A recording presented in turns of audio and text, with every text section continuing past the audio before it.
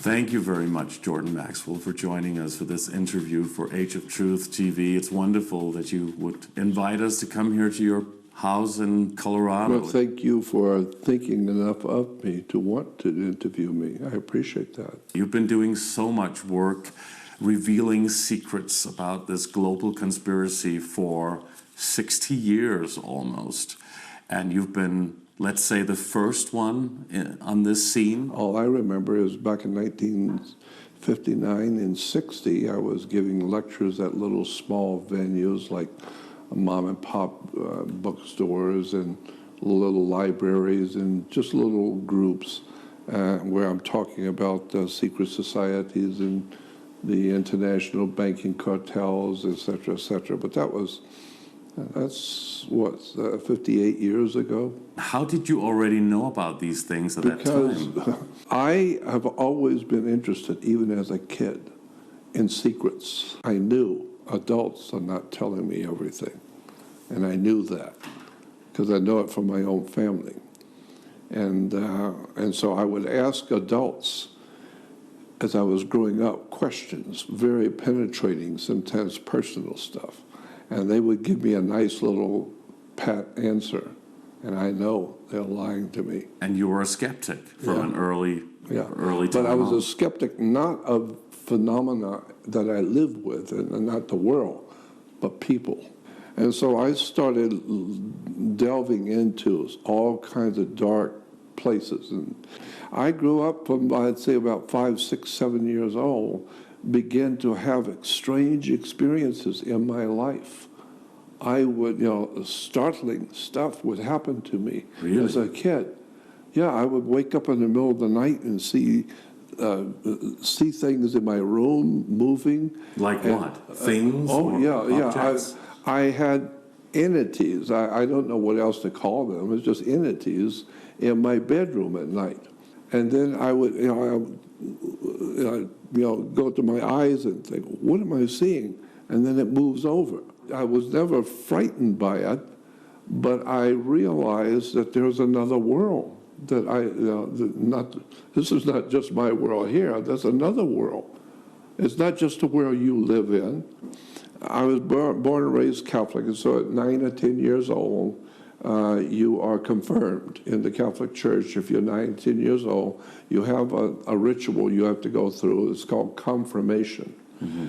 And so at the confirmation the day before, I was in the Catholic school, and the day before, the nuns, the teachers told us, now tomorrow at the confirmation service, tomorrow night, after the service is over, the bishop will be there, and he might possibly, maybe not, but he might possibly ask you children, all of you children, if you have any questions, that he'll try and answer them for you.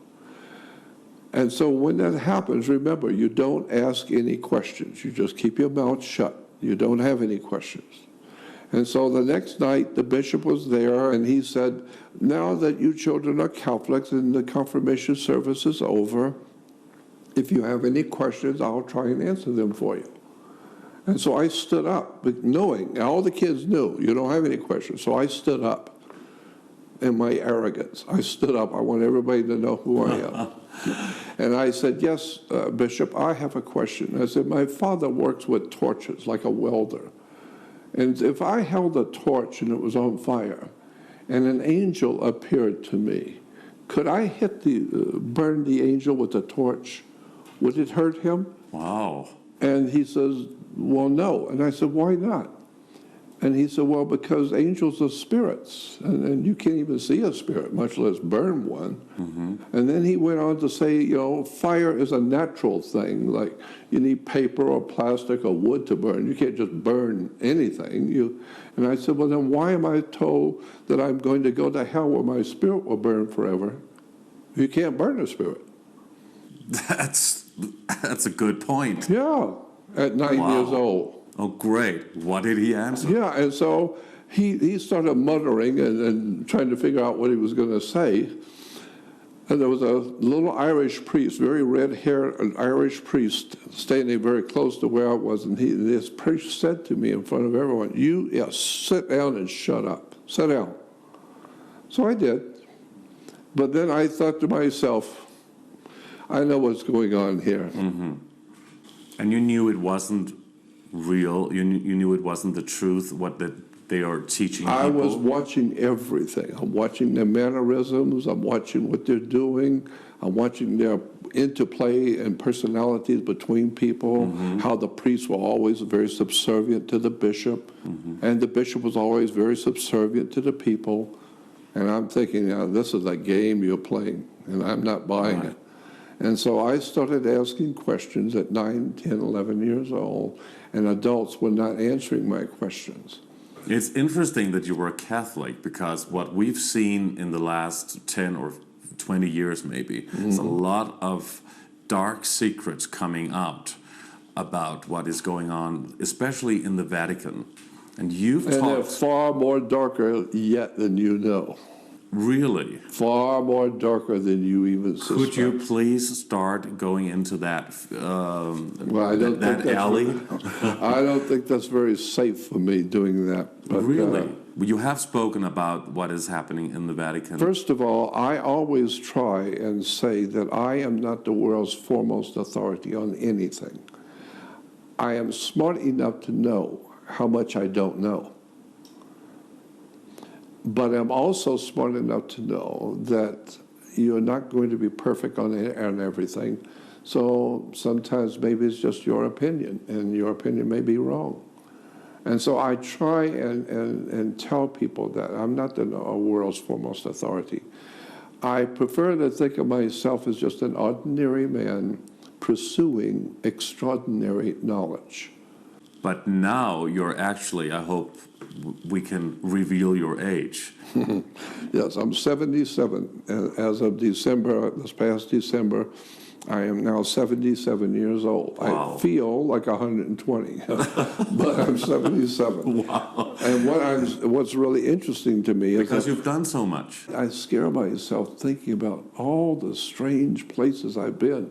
And people you've known. And people I've known, and yet I'm still alive. I will give you my opinion on the world scene today. Yes. I believe, it's just my belief, based on 58 years of experience. I believe that there is a concerted, organized, conspiratorial movement in the world, and I refer to it the way it refers to itself, as the World Revolutionary Movement. Most people have never heard that term, but it's called the World Revolutionary Movement. And basically it is the power, the political power, and the money, and the wherewithal to make things happen in the world that's behind all sides.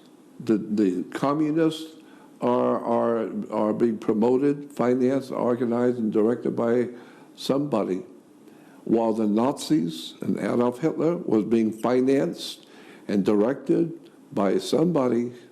And then you find out that the Mormon church becomes very powerful, and a lot of money and prestige, and the Jehovah's Witnesses and the Seventh-day Adventists and Scientology, all of the major religions in the world, somebody is financing them. Somebody knows what's going on, and it's not what you think. And so when you begin to see the major religious movements in the world, and Jehovah's Witnesses is one cult that I know about. I know things about the Jehovah's Witnesses most people will never be privy to know. Really? Yes. Like what? For instance, I went out to dinner back in I don't know what it was, 67, 68, in Los Angeles. There was a big Jehovah's Witness convention, big one. And so three of the, what they call the governing body, the 12 men who sit in New York City, who govern the whole movement of Jehovah's Witnesses, well, three of them were there in Los Angeles. And I happened to be in their company with them. And my dear friend, a young friend my age, was part of family with one of them. So he got to go where his uncle, who was on the governing body. And since I was his close friend, he could always get me in to go. And so I went to dinner with the 3 members of the governing body of Jehovah's Witnesses. You're observing. Yeah, just observing. When the conversation finally quieted down, I asked one of the members of the governing body, once a year you put out a yearbook telling the world what you've done and what you're doing and all that. And in the yearbook this year it says something to the effect that the Watchtower Society has paid out in salaries over $67 million, which does not account for all the money that they're buying land and property and printing presses and big properties in Europe and opening up big operations and printing operations in Asia and all that's all big money. But they said they had just paid out $67 million in just salaries alone for construction, for people who are doing things for them. That's a lot. That's a lot of money. And so I said to him, I'm aware of Jehovah's Witnesses in Los Angeles. And some of the wealthiest areas where Jehovah's Witnesses are, they tell me they're having problems just paying their rent. Oh, so Yeah. they didn't spend the money or get it. And so the Jehovah's Witnesses who are living in Beverly Hills or in these wealthy areas, but they're telling me that they're just because they're in a wealthy area, that doesn't mean they're filthy rich. And so they are having problems paying their rent and paying utilities and things. Right. And so I said, Jehovah's Witnesses are not known as being a wealthy, powerful organization. No. And yet they're buying properties all over the world. They're buying printing presses. That's not cheap.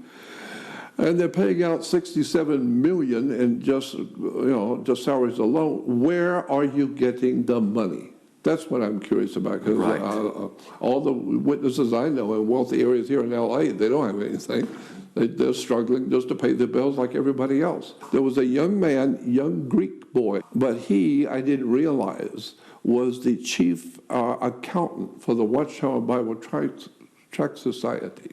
He's the chief accountant. Mm-hmm. So I said, so where are the Jehovah's Witnesses getting this money? Mm-hmm. And he said to me, in front of everyone, he said, we have 2 corporate accounts. One is Chase, is the Chase Bank in New York, Rockefeller's Bank, and another one is the what is it in Philadelphia? J.P. Morgan Guaranty Trust. Back then, it was Morgan Guaranty Trust in Philadelphia and Rockefeller Bank in New York. And I said, so they were funding the Jehovah's Witnesses? That's right. They fund Jehovah's Witnesses. So he said, so I said, explain that to me. He said that we have an open account with those 2 banks. And I said, what does that mean, open account? And he said, basically it means once a year they give us a checkbook. And whatever you write is covered. That's simple. Oh, how convenient. Very. And I said, you mean on the scale that Jehovah's Witness Watchtower spends money? They're writing out millions of dollars in checks, and it's covered? And he said, whom? To the people in the administration? Yeah, the administration of Jehovah's Witnesses, the governing body, the New York headquarters. Well, when they write checks, those are big checks. Well, he just got to telling me that it's covered. Don't worry about it. Whatever you write, it's covered. So I thought to myself, wait a minute. And I didn't say anything, but it struck me that Jehovah's Witnesses are always talking about this evil world and all these evil people and the bankers and the evil government. And yet it's the Rockefellers and J.P. Morgan that are financing you.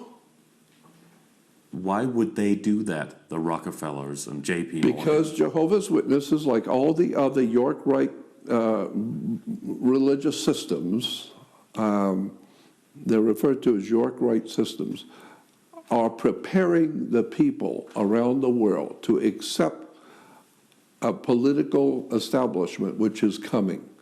And the political government which is coming, it's not here quite yet, is going to be promoting that they are from God, it's God's kingdom. And God is bringing a new, wonderful, new order to the world. It's called the New World Order. The New World Order. That's what it says in the Watchtower publications.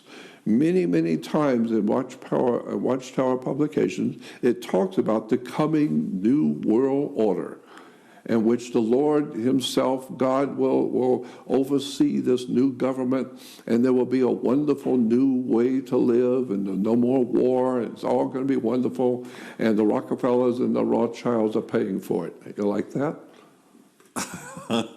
And I thought, no, something's wrong here. So that was the beginning of my beginning to find out what's really going on here in the world. And now, today, it is my opinion that there is not one single religion, not a political or spiritual philosophy like Hindus or Buddhists. These are philosophical systems. But I'm talking about actual churches. Organized churches. All of those churches, synagogues, mosques, all of these different major institutions, Jewish, Muslim, Christian, are all corporations on the stock market. They're all corporations, money. So how would you describe the New World Order? What exactly is that? We've heard presidents and world leaders and figures, political figures, talk about the New World Order for many years. And it's actually all over the world that they talk about that. But why do they do that? A lot of people still don't know what the New World Order is, or haven't even been listening when they mention it. Yeah. And I have been called many times, I have been called a conspiracy theorist. No. Correctly understanding, I'm a conspiracy analyst. I'm analyzing the world I live in.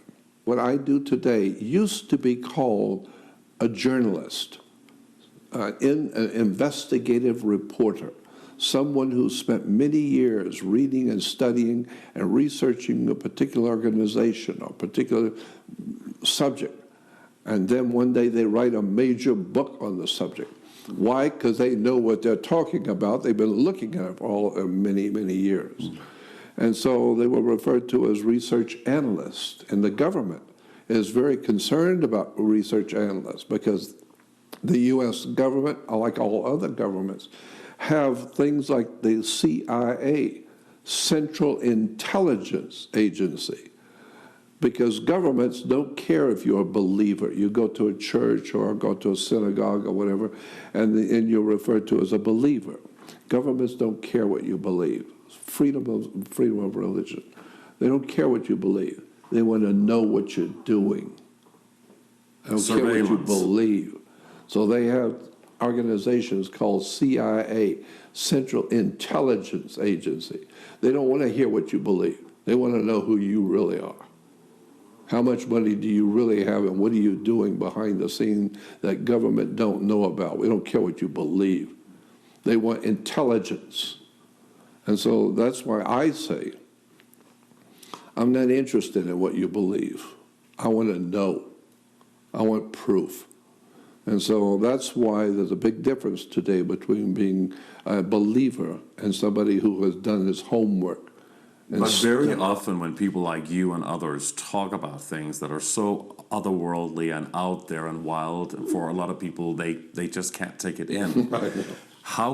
They will say, how can you, Jordán Maxwell, prove what you're saying? I mean, maybe not necessarily about the New World Order and that structure, because it's more, say, if we can say down to earth. But if we're no longer down to earth and we go into space and alien races and all of these things that we also want to cover today, then how can you prove that?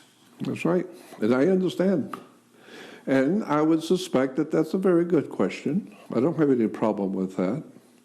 My answer would be that I don't need to prove it. I am just an ordinary man pursuing extraordinary knowledge. And I have been in the company of very powerful people that you don't know that I know. And I've had conversations that you were not privy to know about. And so I don't need to prove anything. And they revealed that there are things going on in the universe that we are certainly not being told here on Earth? Obviously. I have had events in my life that I was there and I was an eyewitness to, that I saw with my own eyes. And I know who they were, I saw what they did, and they know that I was there and saw them. And can you reveal some of that? I don't think so. Because I could tell you some stories about very famous people that will probably get me hurt. When I talk about extraterrestrials and UFOs and all that kind of thing, I've had experiences where I was there with other people, with my friends. And did you see some of that? And I was there when it happened. Oh. So that's why it doesn't bother me when someone asks me, well, how can you prove that? My answer to that is, I don't need to prove it, son. I was there. Have you seen what is called a UFO or a spaceship? Have I ever? Have you seen any alien races, a species from other planetary systems? Let me tell you a story that happened to me when I was 19 years old. Mm-hmm. I moved to Los Angeles from Florida. And so I had a room, and I was in North Hollywood. And so I only lived 2 blocks from downtown. So on Saturdays, I walk downtown to have breakfast and hang around town. And so I walked into the restaurant one day, 1959, and there was crowded. The place was crowded, no room at all, except one chair at the counter. So I sat down at the counter, and there was a girl sitting next to me. I'm 19, she was probably 17 or so. And so we started talking. I liked her, she liked me. And so then after breakfast, we got up and took a walk down the street. We went to a movie, and so we started meeting on Saturdays. One night, on a Friday night, she came, knocked on my door, and she said, my dad wants to talk to you. And I said, I'm not interested to talk to your dad.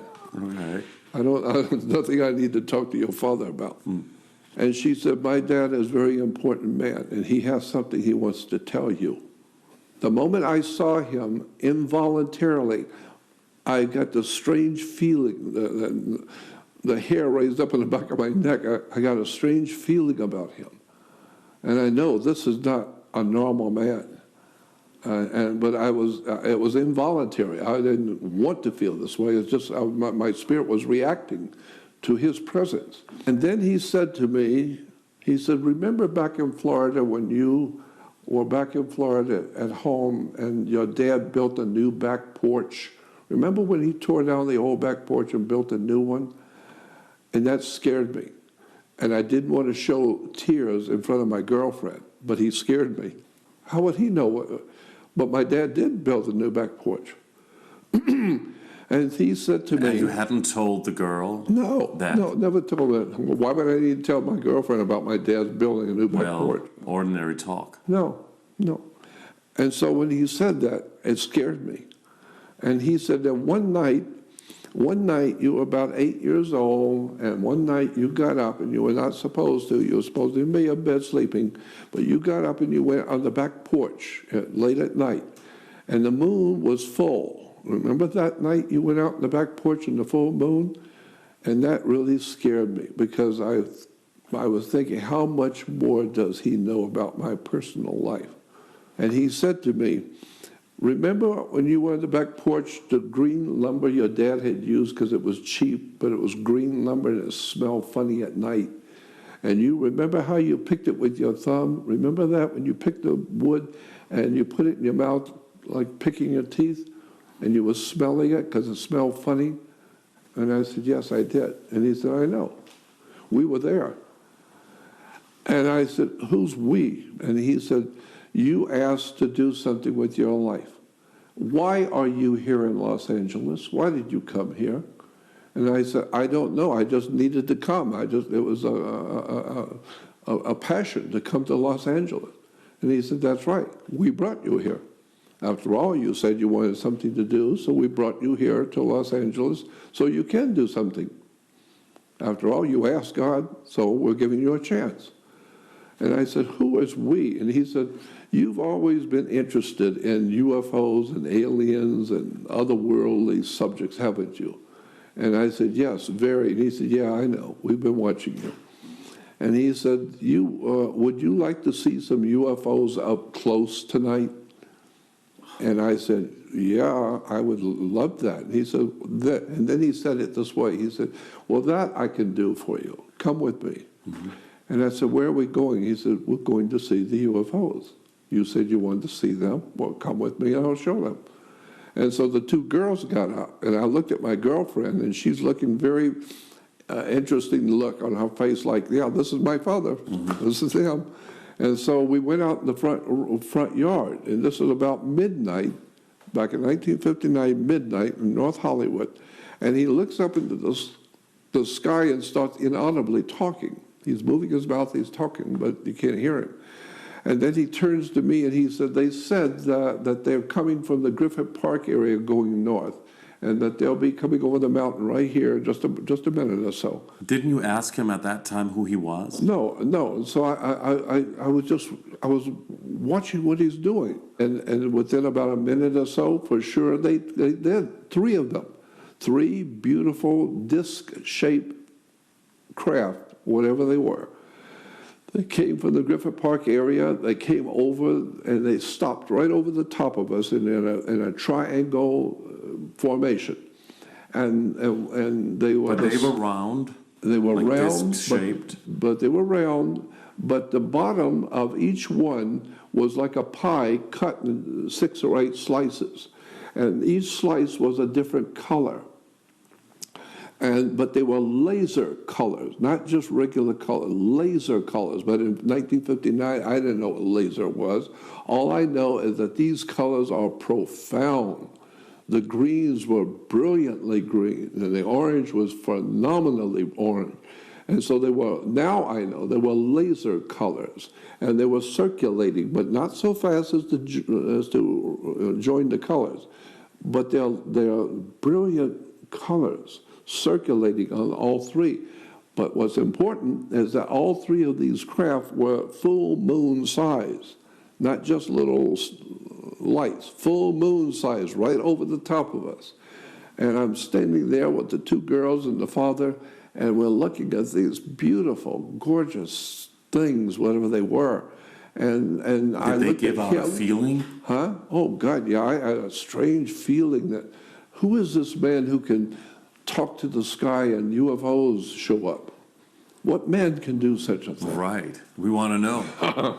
And so I want to know. And he turns to me and he said, they're beautiful, aren't they? And I said, they're gorgeous. But what is this I'm seeing? He said, that's us. You're seeing us. And you said you wanted to serve God. Well, we're going to let you. And so we have. But what does God have to do with what an alien species or whatever you? That's what he said. We want to know who he was now. Yeah, because he said, you talked to God, and you said you wanted God to let you do something important. Well, we brought you out here so you can do something important. So in my mind, as a 19-year-old, because I'm not stupid, I started to think, wait a minute, there's something going on here that I'm not fully aware of what this guy's talking about. But he does speak to the sky and UFOs show up, and he knows everything about me and my life. I'm fascinated who this guy really is. How does he do what he does? Yeah. And so my whole idea about God is rapidly changing in my spirit. I don't know what we're talking about here when you talk about God. All I know is God is dog, sparrow, back. And did you find out? We'd go out there and roam around way out in the desert. And he would tell me about all the extraterrestrial life forms that are here, where they're from, and where they're living. And we'd go out and look at the mounds, and he would tell me the different alien groups that are here on the earth. We want to talk about that also, what you've discovered in the last 60 years about that. But who did he say he was? He never told me who he was. He just said. And you never asked? I don't think I ever asked. I just listened. I just listened. How could you not do that when UFOs appear? And he's saying things that you've done totally in privacy. but I'm enthralled with him, and so I'm just listening. But do you think he was an extraterrestrial? That's what I think.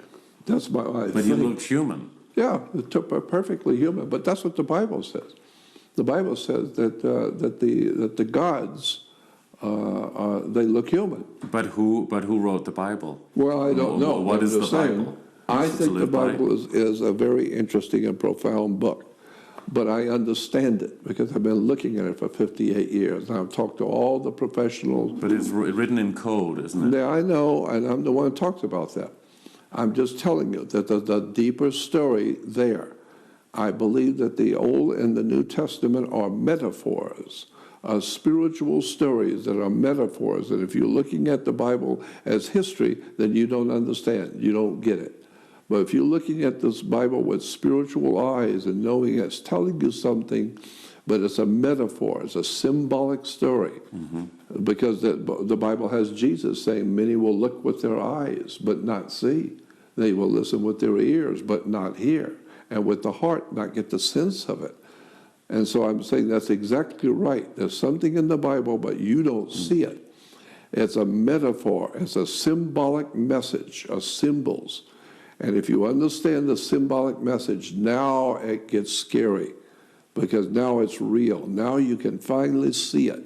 That's why when you educate someone, they say, oh, I see what you mean. What do you mean you see what I mean? Yeah. Well, I get it. I get you understand it. Yeah, I understand it. Yeah. Well, how do you understand? You stand under the foundation. If you're going to build on the second floor, go down the first floor and see if the foundation is going to hold what you're going to do on the second floor. So now you're standing under the foundation to get understanding. That's where the word comes from. Right. To stand under a subject. And now you understand. And so I understood that he has knowledge and can do things I can't, and I love being around him because it was fascinating. Mm-hmm.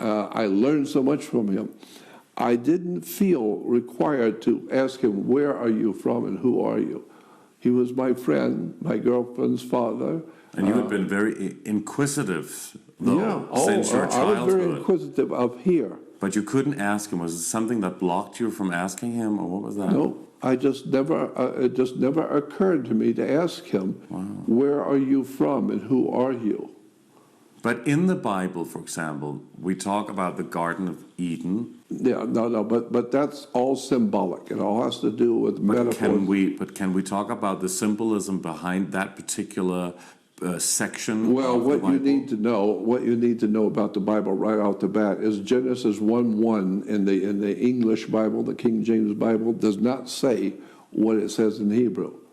It does not say what you think. So it's been rewritten. It's been rewritten, retranslated, and it's all screwed up. Mm-hmm. And so, in the King James today, you will read Genesis 1:1. In the beginning, God created the heavens and the earth. That's not what it says in the Hebrew. It doesn't say that. And so I talked with one of the leading rabbis back in 1960 to 65, was a dear friend of mine, and we used to talk all the time, and he was a very powerful rabbi in America. And I asked him, and he said, nowhere in the Bible does it say God created man. That's Christian ideas, but the Bible doesn't say that. It's just a story that is written to control people or to make them believe something in a certain direction. That's right. How many different alien species and races do you know of, or heard of, or been told about? I have heard from people who should know, who are in a position to know, and they tell me there's over 50. Over 50? Over 50. And who are the most powerful alien races? Are they all bad or good? And who is working with, let's say, the government? That's a good question. And I've had experts tell me their opinion and basically what they know. I can't swear by it, but I've had experts who should know, and they tell me there's over 50, and that most of them look human. Most of them look human. But there are others who don't, and there are others who are not physical, others who are energy fields, and they can... They're interdimensional? Interdimensional, exactly, that's the word. The Bible basically says, if you read it, it says that that we were created by aliens. That's what it says. And so, but those aliens said in Genesis 1:28, when God is, well, let me go back and lay the foundation because it's a big story, but basically Genesis 1:1 is not correct. It says in the King James,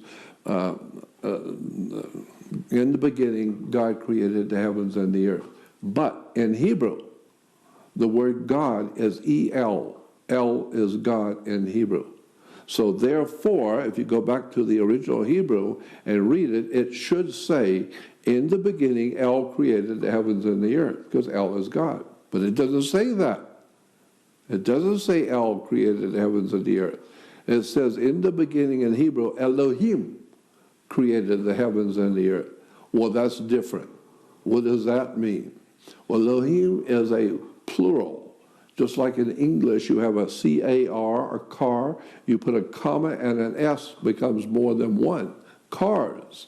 Well, in Hebrew, Elohim is a plural, which means it should be correctly translated, in the beginning, the gods created the heavens and the earth. And so then later on, when we're talking about God creating Adam and Eve, no, it's not God. The gods created Adam and Eve. And what does it say in Genesis about God creating the heavens and the earth? It says, the God said, come let us make man in our image after our likeness. And so the rabbi told me that, and so I said, well, doesn't that say that God created man? No, it does not say God created man. The rabbi said, go back and read it correctly.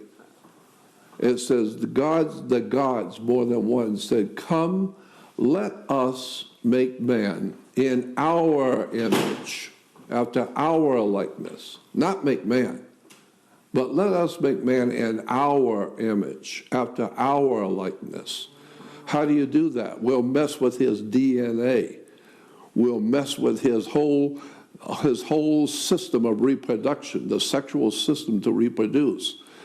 And so they recreated us. They have said, come, let us make man in our image, after our likeness. So humans were there before? That's right. Humans were there way before. Way before, and then they were changed? Hundreds of millions of years. Hundreds of millions, if not, in point of fact, billions.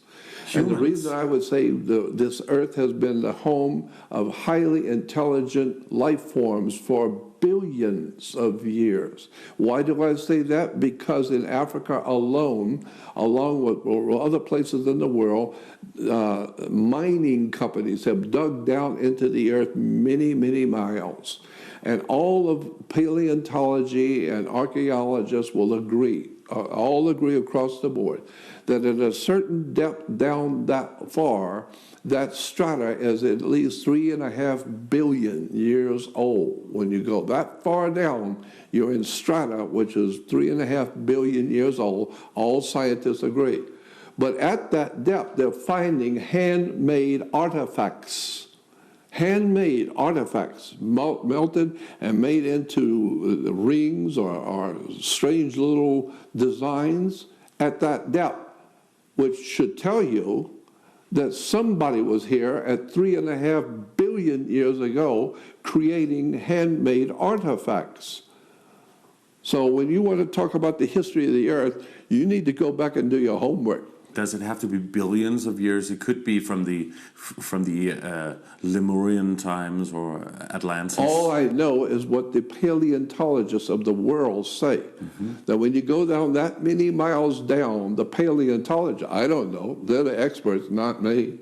They say that's 3.5 billion years old. What are your thoughts on hollow Earth, the hollow Earth theory then, if you can go down that far? Or what about going further?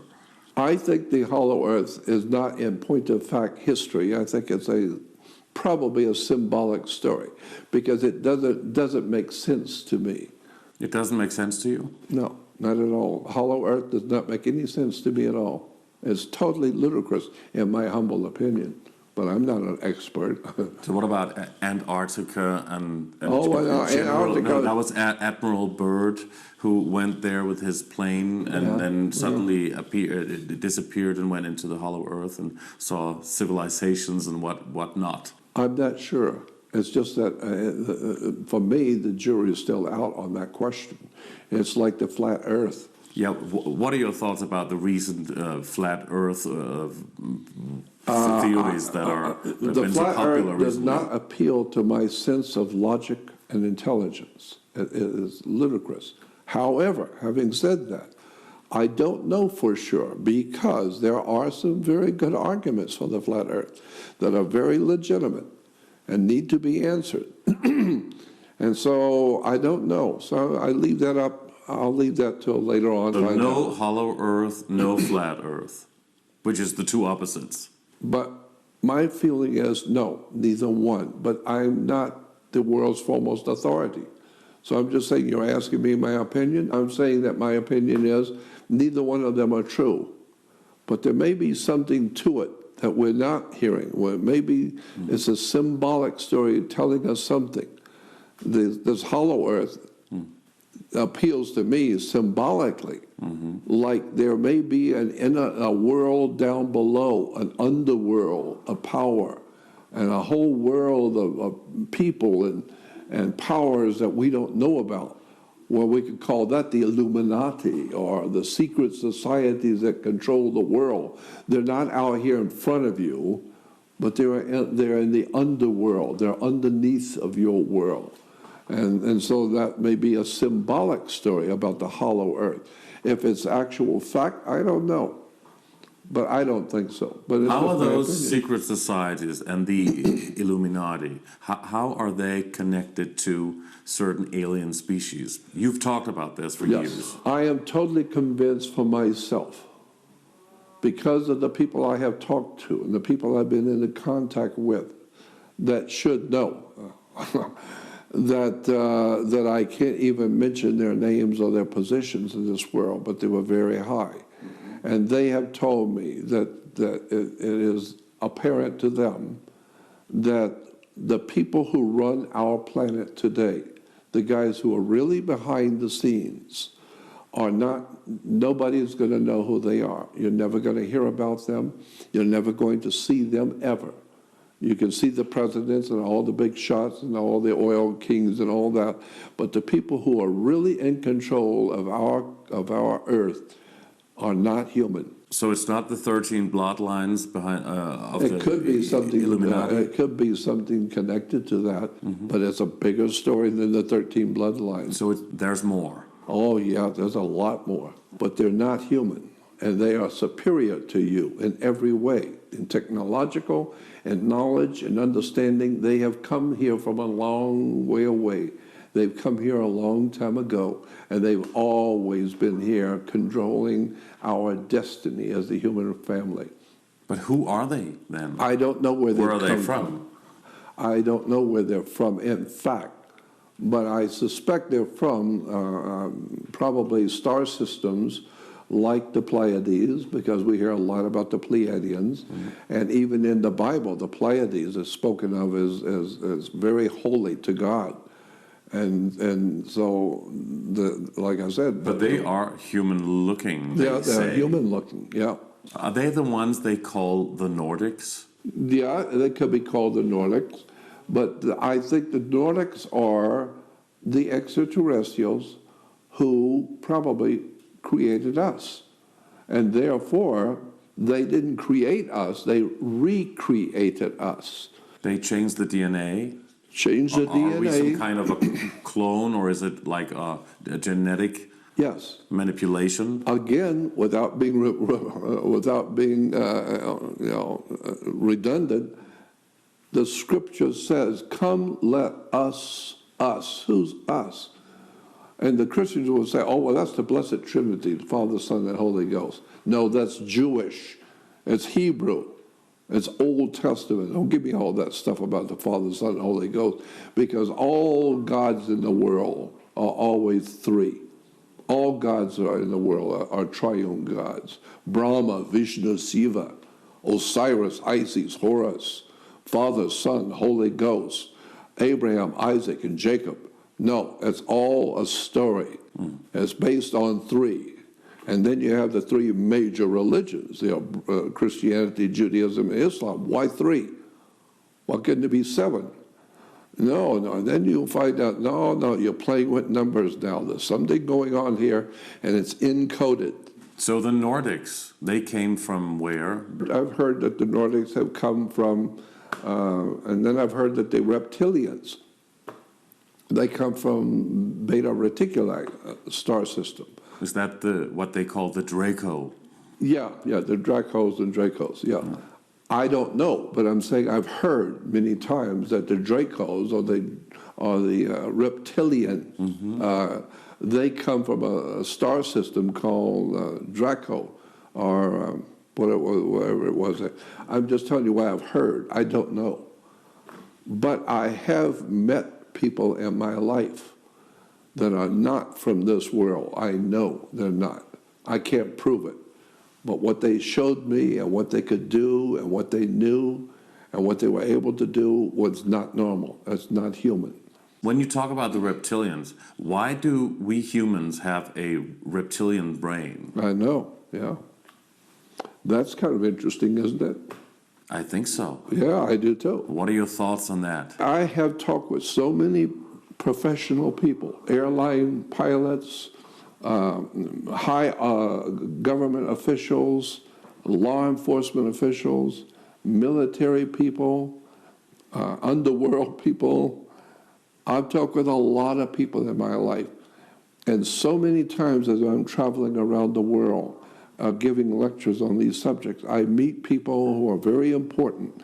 And they come to me and say, Jordan, I want to tell you something in private. And then I find out who they are. And I'm thinking, wow, man, I'm sitting here with this guy who the world would see me with him, I'd probably get assassinated, right? And they're telling me things that they know about the extraterrestrials who are here. Why would they tell you that? Because they have somebody to talk to that they don't have to teach. They don't have to bring me up to speed. But they also know that you could be dangerous because you're revealing these things. That's right. You're talking publicly about it. That's right. And so why would they tell you? Well, no, I'm not saying anything that could be attributed directly to some source. I'm just giving you my opinion based on all my life's work. It's interesting that they would tell you that they would tell you, maybe somebody else that they could trust a little bit more, like in a family circle or something. I have a very, very impressive scientist from NASA, extremely brilliant guy, and he's written books. And he came to an event I was doing up in San Francisco. I was speaking at a conference, and he came to the conference, and he came over to me and said, Jordan, I want to talk with you in private. And so we went into the lobby of the hotel and sat quietly in the corner. And he said, I work for NASA. Here's my identification. You know, he's a NASA scientist, physicist, and he worked on this, he's worked on that, he's worked on all these big programs. And he said, you talk about Saturn. I got stuff on Saturn you don't have. Let me tell you some more about Saturn you don't know. And so he began to explain to me stuff about Saturn that blew my mind. And we want to know. Well, first of all, Saturn is inhabited. Somebody's there. But the surface is not solid, and it's gas. First of all, no, you don't know that. You've been told that. Oh. And so I asked him, my first question was, if you know so much about Saturn, why the rings? And it was just a conjecture. He said, I've talked to other people about this too in NASA.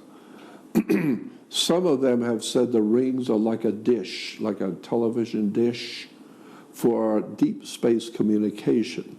So when Saturn moves around, the rings are around it. It's like a dish. And now they can pick up communication from way out. Hundreds of thousands of light years out, they can pick up communication with the rings because it's like a television dish.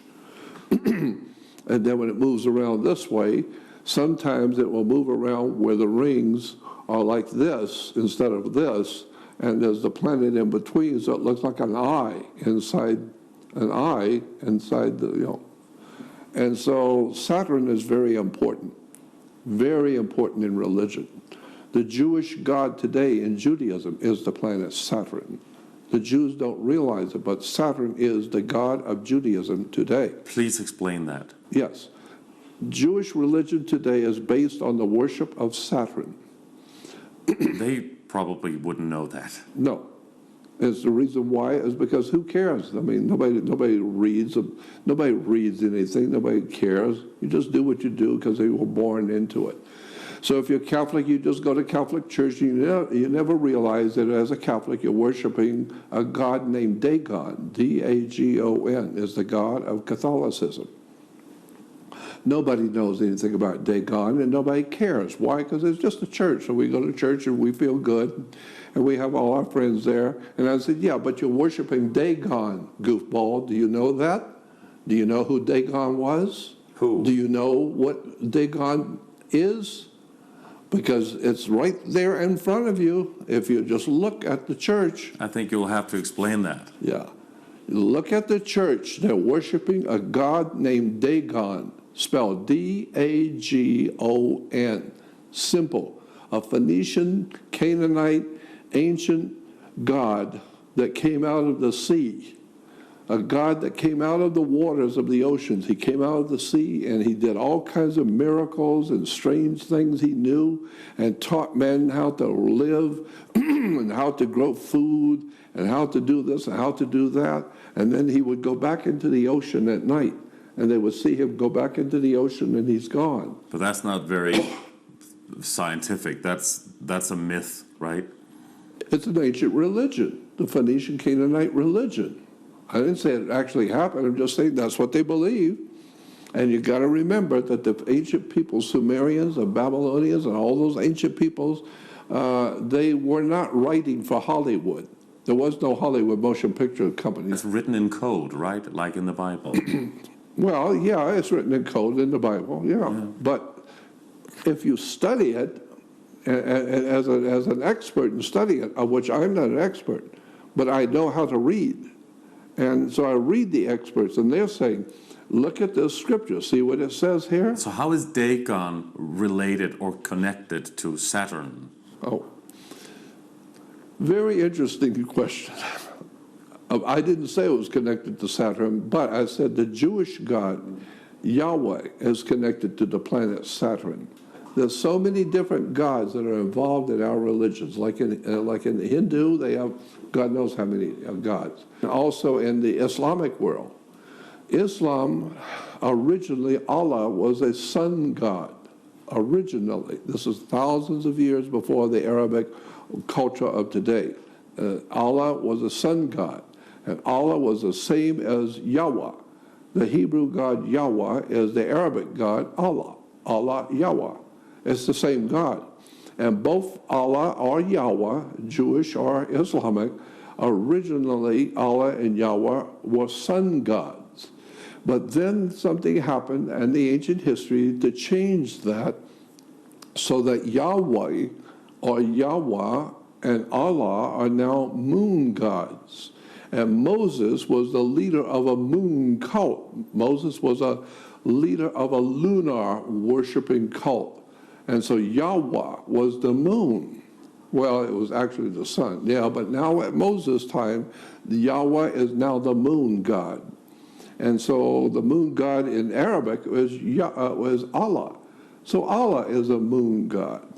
And so today, the Jews have got the sun worship with Yahweh, and they also got the moon worship with Moses. Moses was a leader of a lunar cult, a moon god. But Moses is a fictional character. Yeah, Moses is a fictional character.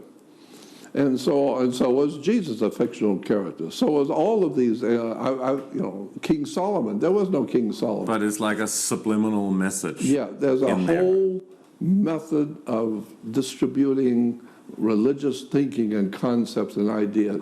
But I believe that there's somebody very intelligent, not from here, who is manipulating all of this to entertain us, giving us gods and philosophies and ancient religions, and never realizing in your mind for a moment all of these stories are coming from somewhere, and somebody's leading us. How is that connected to Saturn? Saturn is a very important planet in all the ancient religions of the world. All the ancient religions. You say it's a transmitter because of the rings, you say. Well, I'm just saying that as an idea that I've heard expressed. But the bottom line is Saturn is very important in the Hindus will tell you Saturn is extremely important. The Catholics, Buddhists, all the ancient religions of the world, Saturn is very important. So is that the reason why, because Saturn looks like an eye with the rings around, is that why they have the all-seeing eye? That's what some of the best physicists and scientists and mythologists who work together have been saying for a long time. There's companies out there that have been companies of scientists, philosophers, mythologists, some of the great minds of the world are saying. That's what they're saying. And I was a member of that organization. There's one organization in particular that's very famous for saying that. It's up in Portland, Oregon, and at one time I was affiliated with that, and I even hosted their conferences back in 1995, where we were talking about, or they were talking about, I was just a host of the conference, but they were talking about where are all of these stories about the gods and who created us and the end of the world and all these things come from. And they went into the science behind it and all the philosophies behind it and the different religions and where they got those ideas. And I was sitting there for 4 days listening to all the incredible scientists and physicists and mythologists talking about the world of ancient religions and what really was there. So the all-seeing eye is the eye of God? No, that was the eye of God in Egypt. In Egypt, it was called the eye of God. Why? Because you are, when God's Son, and we call Jesus God's Son. No, it's S-U-N, not S-O-N. And God's Son, well, he's the light of the world. Well, of course the Son is the light of the world.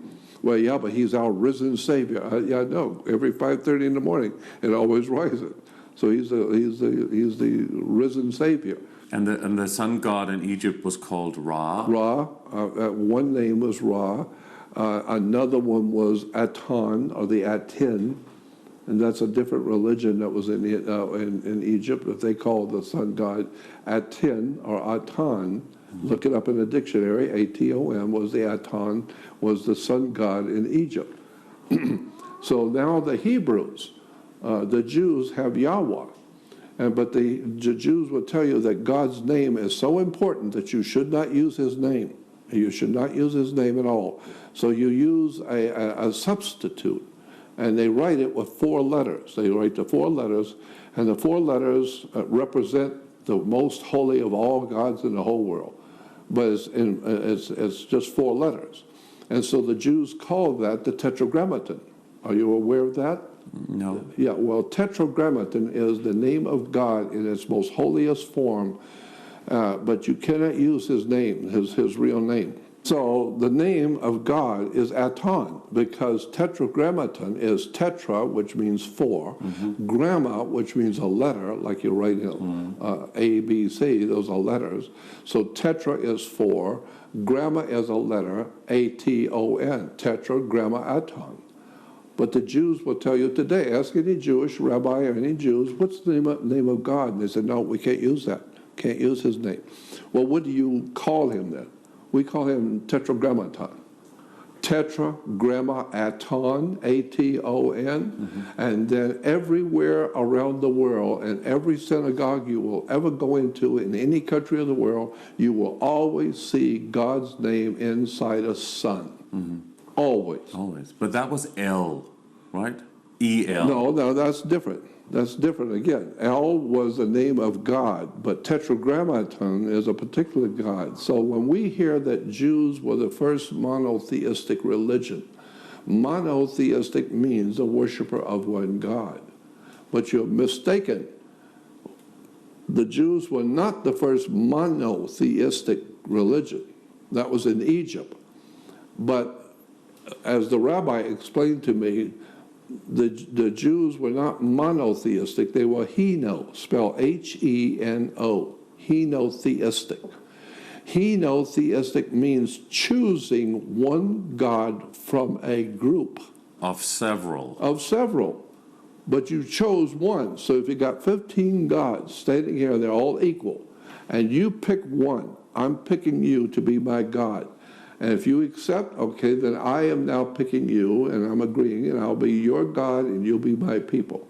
So therefore, we can say that I, as a Jew, am now a worshiper of one God. Not the one God of the whole universe. No, I have 15 of them, and I picked him. So I'm the worshiper of one God. Yeah, that God. And that's why in the Bible and the Ten Commandments, God says in the Ten Commandments right off the start, he says, I am the Lord your God, and I will not have strange gods before me. He didn't say I'm the Almighty God. No, I am the Lord your God. You picked me, and I agreed. So we got a contract here. The same thing a young man would say to a girl that he's going steady with. Yeah, there are other young men out there even better than me, but I'm committed to you, and you're committed to me. Mm-hmm. So yeah, there are a lot of other young men out there, but I better not see you with one of them. I don't want to have any other man in your life but me. Mm-hmm. So we've made a deal here. Mm-hmm. I picked you, and you agreed to pick me. Mm-hmm. And so when you say Jews are God's chosen people, no, they picked one God, so they're the worshiper of one God. Yeah, but there's 14 others you didn't mention. So right. That's that way to understand that. So in what way is Saturn connected to that religion in Judaism? Saturn was connected because Saturn was referred to as the inhibitor. Saturn, in all the ancient sciences of the world, everybody knows that Saturn was called the inhibitor, the stable one. Why? Because it's always sitting right there, and it's the only, as we can't see any planets out past Saturn. But with your naked eye, at least you can see Saturn. It's a little star, but if you look at it, it's Saturn. And so Saturn was called the inhibitor, which means anything that can hold you back and teach you a lesson. So therefore, mafia, police department, government, the military, the Marines, they're called Saturnalian societies. They're Saturnian. Why? Because they can hold you back. They can put you in prison. They can teach you a lesson. So any organization that is powerful enough to teach you a lesson and hold you back, we call it Saturnian. Talk to anybody who knows these words. Saturnian means severe holding you back and teaching you a lesson. So therefore, the Jews will worship Saturn on Saturn's day. They go to Temp El, and El is Saturn. So El is Saturn in the ancient world. Well, it says in the beginning, El said, come let us. Us, who's us? And so therefore, what I'm saying is that Saturn is the inhibitor who holds you back. So the ancient Jews or the ancient people said, if he's going to hold us back, then we're going to, and incidentally, the planet Saturn in the ancient Phoenician language, the planet Saturn was referred to as Shabbath. S-H-A-B-B-A-T-H. Shabbath was Saturn. And so if you're going to worship Saturn, and he's Shabbath, then you do it on a day you call Sabbath. Sabbath is Shabbath. Shabbath is the planet Saturn. So the Jews worship Shabbath on the Sabbath. And that's why they go to the synagogue and have their holy day on Saturn's day or Saturday, right? And they always have their holy days after sundown, after 6 o'clock. They have their holy days, and always the holy days after 6. Why? Because that's when their day starts. Their day starts after 6 o'clock. So unlike Christians, we at 5 o'clock in the morning, we greet the sun. No, they're worshipers of the moon. And so from Egypt looking eastward, from Egypt looking east, there's a whole series of high mountains in the Sinai. And every night the moon comes up in the east from the mountains. So they call him, the Arabs call him the old man of the mountain who lives in the mountain. Why do we say that? Well, obviously every night it comes up from the mountain. But it comes up after the sun's gone down. It comes up at 6 o'clock. So if we're going to worship the old man of the mountain or the moon, we do it at 6 o'clock in the evening. Because now he's going to be in charge of the universe all night long. And so that's when our day begins, because we're worshipers of the moon. So it's a moon. Even the Jews will tell you they have a lunar calendar. And so they trace their day from many moons. Well, but so is the Native Americans. They trace there, and they're called tribes. So Saturn is also connected to the moon, definitely.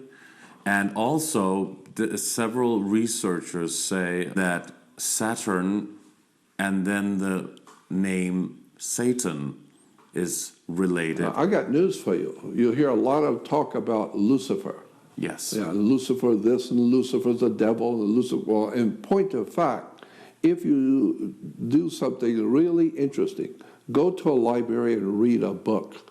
Go to a library and read reference books on words and terms. Most people don't have time to do that. If you do that and you do the study of the word Lucifer, you will find out Lucifer is Jesus. Jesus is Lucifer. The Bible says that. So a word that means the opposite, and people worship it, like what? Saturn. Satan is a word in Hebrew meaning an opposer in court. So if you're going to in court and you're a Jew and you're going into court with another Jew, and so in the Jewish religion, you're going into court against your brother or against another Jew, that's very serious. You take a Gentile to court maybe, but now you're going into court to fight another fellow Jew. So that's a defense lawyer? No, it just means two Jews fighting in court. Really? Is that what it means? Yeah, and so basically that's where it comes from. And so the word for an opposer in court, when you're opposing your brother in a court, you're enemies now. You're fighting each other in court. So you're an enemy. Well, the word for an enemy that you're opposing in court is called a satan, S-A-T-A-N, a satan. A satan is an opposer who's opposing you in front of the judge. The judge is God. He's opposing you. He's saying you lied and you did something, and he's telling God, he's telling the judge. The judges all wear black robes because black robes were assigned to Saturn's god, Saturn's priest. Priest of Saturn always wore black robes. So a black robe represents someone who is officially representing Saturn, the god Saturn who's the inhibitor. And he is the inhibitor as the judge. He can throw you into jail. So it is connected. Oh yeah, it's very, very connected. Satan and Saturn. Yeah, Satan and Saturn. But I'm saying that Saturn is a god of the Jews today, and they worship him on Saturn's day. And his name in the Phoenician language is Shabbat, and so they have today something called Sabbath. Mm-hmm. So in the Ten Commandments, remember to keep holy the Sabbath. Sabbath is the worship of planet Saturn. Why would you need to keep that holy? You need to go back in school and learn your own religion. You need to understand what these words mean. I mean, don't tell me I need to keep the Sabbath holy. Why? But they certainly would not believe or think or want to embrace the idea that that's actually what they are serving or what they are believing in. Of course, no, they don't know that they're serving Saturn. They don't know. No. But one of the most important symbols in Judaism is the six-pointed star, the star of Saturn, the Star of David. The Star of David is six-pointed, so it's a hex. The ancient peoples in the ancient world used to draw a circle on the ground and then draw a triangle in it. And then they would draw another triangle opposing it. So that's the Star of David inside a circle. Hexagram. It's a hexagram. Then you step inside of it and cast an evil spell on you. And so that's where we get the word, they're casting the hex on you. They get the hex put on you. Because they're standing inside the hex and they're putting the hex on you. And so hex means which? Hex means a six-pointed star. And so today the Jews walk around proudly to show they got the hex put on them. Right? Because it is a six-pointed star, and the encyclopedia says a six-pointed anything is a hex. But in Satanism, they use the five-pointed star. Now, that's different. That's Lucifer. That's the Luciferian star. But Lucifer is Jesus in the Bible. Jesus even says it in himself. He says in Revelation 16, the 22:16, the very last book of the Bible is Revelation. And the very last chapter in Revelation is the 22nd chapter. So go to the very last chapter, the very last book, and look up Revelation 22:16. And Jesus said, Jesus, I am the offspring of David, and I am Lucifer. That's what it says. And so I'm saying, I didn't write the Bible. I'm not writing it. I'm just telling you what it says. If you just go do some homework and go read it yourself and explain it to me then. But that's what he said. I am Lucifer. And so the Christians are also worshiping the opposite than what they believe and what they think they're doing. They're worshiping Lucifer. The same that you said that the Jews are doing. Yeah, exactly. And the Muslims too. The whole world is worshiping what? Something satanic? Yeah, that's what I think. And I think that when I say satanic, I think the whole world and all the worship that's going on throughout the world is being led. We're all humans, and we're being led into this by higher powers in the universe. Why would they want us to worship something that is sinister and dark instead of something good and light, which people think they're worshiping? Yeah. Well, when you meet them, whoever they are, ask them that. That's a good question. I don't run into them often. I know. I actually had an incredible experience at Area 51. How could you go near it? It's totally prohibited. No. I call it Area 51. It's a little town outside of the base called Rachel.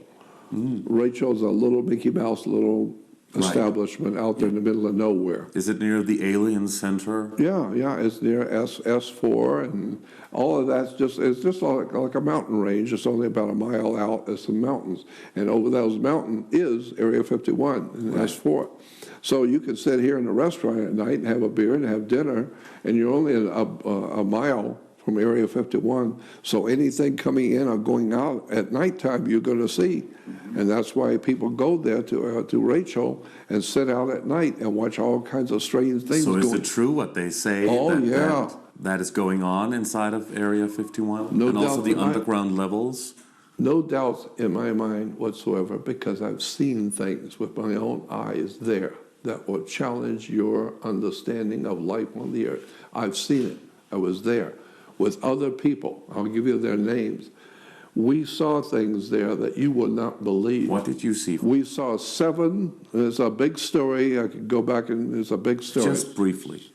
Briefly, we saw 7 beautiful full moon-sized UFOs 20 miles north of Rachel. We were 20 miles north of Rachel in an area called Railroad Junction. And we were out there about 2 o'clock in the morning. A lady friend of mine and a friend of mine who owns a bookstore in San Diego. And all 3 of us went out there. And we saw, when we got out of the car, it was totally black, but it was all overcast. You couldn't see anything. All of a sudden, the clouds opened up a little bit, and 2 beautiful, gorgeous, glowing, bluish white saucer shape came in and stopped over the top of us. They were gorgeous. They were emanating light on the clouds above them. They were reflecting their light on the clouds. 5 more came in behind them, and there were 7 of them sitting right over our head.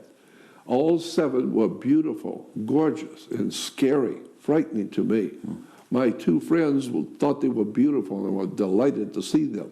I was frightened, and it scared me, because I know something they don't know, and I know this is not human. And whatever it is... Could it be military, and something that the military technology... I know a lot of people think that it could be just us, military. But I'm telling you, what we saw them do, and what we saw later, it wasn't military. It was not of this world. Because one of the aliens came in our bedroom when we went back to Area 51. In your bedroom? Yes, in our bedroom. It came into the motel where we were staying that night. After we saw the 7, we went back to our motel in Rachel, and we were there in the bedroom, and there were 2 beds. There were 2 bedrooms, and my friend, who's a publisher in San Diego, he stayed in the 1 bedroom, and my lady friend of mine, she's a radio talk show host in Hawaii, she and I stayed in this 1 room. Wow. You always want to have invited guests in your bedroom, don't you? No, I don't want visitors from another world in my bedroom. My friends, that's okay, but no. That's it. And so we laid in bed talking about what we saw tonight, those 7 beautiful disc-shaped things out there in the desert. And what we saw them do, Right. was not human. Not human, not military. No, thank you. Not human at all. They did things that humans can't do. And so, and I know, I was born and raised in a Navy town in Florida. One of the largest naval air stations in the world is in Pensacola, Florida. The single largest naval air station in the whole world is in my hometown. What came into your bedroom after you had seen those Some lights? kind of an alien. In the middle of the night, we were talking that night before we went to sleep. We were talking about what did we see tonight? Because what they were doing out there in the desert, we humans can't do. We don't have that kind of technology. For instance, what they would do is there was 7 of them. They're big. They were like full moon size, 7. Yeah. And they're glowing bluish white light. Yeah. And you said that. Yeah. But then they would come together instantly. And Merge. Quicker than a blink of an eye, they would come together, all 7, without touching each other. And then, less than a blink of an eye, they would blow out, and now there's a big circle of 7. Then instantly, they would all change sides in a blink of an eye. They were all different places. And one blink of an eye, boom, they would all change. And then we're standing looking at that thing, and they would all change again. In a blink of an eye, from out there to out there, in a blink of an eye, they all change. All 7 of them change. And then they come together in a circle and blew out in a circle. And we don't have that kind of technology to do that. Except maybe if it's holographic. Well, that's always possible. That's possible. But how do you explain the alien that came in our bedroom? Yeah, I want to know about that. Yeah, alien. I bet you Please tell do. me. Yeah. You need to talk. What kind of alien was that? We are so excited. We need to know. Yeah. Well, the alien that came in our bedroom that night obviously knew it was one from out there that we saw, and when we came back, what did it look like? I'm going to tell you, it didn't come into our bedroom where Ivy and I were. I fell asleep. We finally all went to sleep. Then the next morning, I got up, and Paul and Ivy had already gone over to the restaurant to have breakfast. And so I go over there, and there's a big bunch of people at the table, and Paul and Ivy are talking to them. So I think they're telling them about the 7 UFOs we saw last night. So I sit down at the table, and then I find out, no, they're not talking about the 7 UFOs. They're talking about the alien that came in our room last night. And he came in Paul's room, and he woke him up. And Paul Tice, you can talk to him. He's the one that saw it. And Ivy said she saw a little bit of it from our bedroom, because it's right next door to the other bedroom, and both doors were open. And so she saw some of the action going on in there, but the alien was visiting Paul, not me. I slept through it. So did he say what it looked like? Yeah, oh yeah, he explains exactly what it looked like. What did it look like? He said that when he said he was sound asleep, and all of a sudden he woke up, involuntarily woke up, and was totally awake. Instantly, it was totally awake. And he said, and just above him was a little night light, a little light in the ceiling. But it hadn't worked. It wasn't on. It never has worked. And he said, but he looked up at the light, and there was a face, an alien's face, and it was greenish. And it was like a hologram. Like a hologram. You could see through the face you could see the lamp above it. Oh. But this green face was looking at him, and he said all of a sudden as he saw it, he looked at it, it's looking at him, this hologram face, the room started circulating. He said the room started circulating around me in my mind. And he said, I'm seeing the door going this way, then I'm seeing the window going this way, then I see the door coming back around. And so I'm seeing the room is circulating while I'm looking at this alien face. Then it slides across the ceiling, hits the wall, and comes down. And then he said, and I got up, sitting in bed, and now it's even with me. And we're talking to each other. And so I would prefer you talk to Paul. I'll put you in touch with him. He hadn't been smoking anything funny, had he? Paul Tice, everybody who knows Paul, he's a very businessman. He's a publisher. But he's had a lot of strange experiences in his life with aliens and extraterrestrials. We were just touching upon this subject on the reptilians. Is that something you can go into? It would be very interesting if you can talk a little bit, because a lot of people are talking about how the reptilian race or races are involved in worldly matters, things But they on Earth. are what I think is who's running the world. I think we're being, the whole human race is being misled by alien life forms who have come here from another place, who are smarter than we are, technologically superior, just way down the road smarter than you'll ever be. And they know how to run civilizations, and they know how to start religions and governments. They call the shots because they have powers we don't have, and they can make things happen. Reptilians. Well, the reptilians are wherever. They may be Pleiadians. I don't know who they are, in point of fact. I haven't gone to their house yet. But can you mention a couple of different races that are very important well, to yeah, this whole like the Dogons. UFO phenomenon? Yeah, like Dogons. It's spelled D-O-G-O-N. Dogon, not Dagon. Dagon is a Catholic. Kind of similar. Yeah. Dagon is D-A-G-O-N, which is the god of the Catholic Church. But there is a there's a black, in Somalia, in Africa, there's a black tribe of natives there. And that Indian tribe is called, the black tribe is called Dogons, D-O-G-O-N-S, Dogons. And go back and read on the web, go look up Dogons and read about some really very impressive scientists and people, writers and researchers. What do they look like? It's just a bunch of black tribesmen, people live in a tribe in Somalia, but they are now blowing people's minds of what these tribal people can do. They know everything about the universe. They tell you everything about the universe, how heavy the sun is, how heavy the earth is, all the different planets and how they got here. And they're telling you all kinds of things that scientists today are just now beginning to find out they're right. And they know all about the stars, the star systems, and how far it is from one place to another, and how to do this, how to do that, how to do space travel. And so now scientists have finally heard about them, the Dogons, D-O-G-O-N-S. And so they've gone over there and talked to them.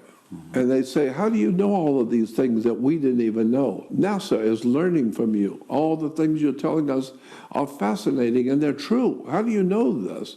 You're just a black tribe in the mountains of Mali, and we are the great scientists in America, and you're telling us things we've never heard. So that tribe in Mali is they're called the Dogons, and they know all kinds of things about the universe and us as humans that nobody knows. So they asked them, these scientists and writers and people who go to visit, how do you know these things? Because you're right. Well, we didn't even know it. How do you know it? And they said, they come tell us. Every so many years, the aliens come from out there and they meet us. They come to our place. They come to our community, and they tell us in our own language. In our language, they tell us about the universe, about what they're going to do, about what's going to happen on the earth, and when it's going to happen, and who's going to do this, and who's going to do that, and what's going to happen to the whole world. And they tell us all these things. So when they leave, we just tell everybody else, and nobody knows what we're talking about until they find out we were right. Well, how did you know? It's simple. They told us. That's all we know. They come here and they tell us. They come down and they're So saucer. Is that a good race? Is that a good alien race that are telling the Dogons these things? I don't know. Read Robert Templeton's book. He's the one that made it famous. He's from, I think, France, and a French writer and author and lecturer and a scientist. And he went there and stayed with the Dogons and listened to them and learned. And he's written a book called The Dogons. And I think it's like 2 or 3 books now, where he explains who they are and what they know and how they know it. And today, all over the world, top scientists and top governments of the world want to know, what else are the Dogons telling you? Because everything they've said so far, we had no idea in the world about, and they were right. And so they say that there's aliens coming from out there. Well, somebody's telling them. And so you better find out who these people, these Dogons, really are. What are your thoughts on the theory of shape-shifting? I think that is extremely possible. Yes, I have no problem with that at all. I think that's very possible because the technology, we know how it works. I mean, I've had all kinds of people in government and military telling me about the technology. Here's how it works. Because you're an energy form. You are an energy form. We are holographic, not really solid. No, well, of course we're not solid, because they tell you that we're 76% water. And so we're solid, yes, but there's more to the science than meets the eye. And I've just listened to the scientists. I'm not an authority in that field.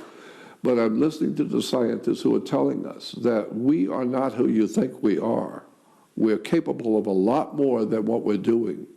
And that some of us are not even human. We look human.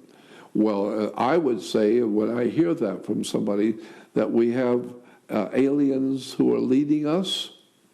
And government. Government, but religious leaders, who knows what the Pope really is. What is the Pope really? I'm saying they could be aliens from another world that look human. They look like humans. But shapeshift. But they have shifted into a shape where you can see them as a man. So they could shift back again to their original form. Yeah, absolutely. What would the original form be? Well, I don't know, but I'm just saying, you just asked the generic question, what do you think about shape-shifting? And I said, I'm totally convinced it's true. And it's plausible. It makes sense to me. Now, how do you explain it? I can't explain it. I don't know. But the concept I understand, because I've talked to so many intelligent people about it, military people, scientists, philosophers,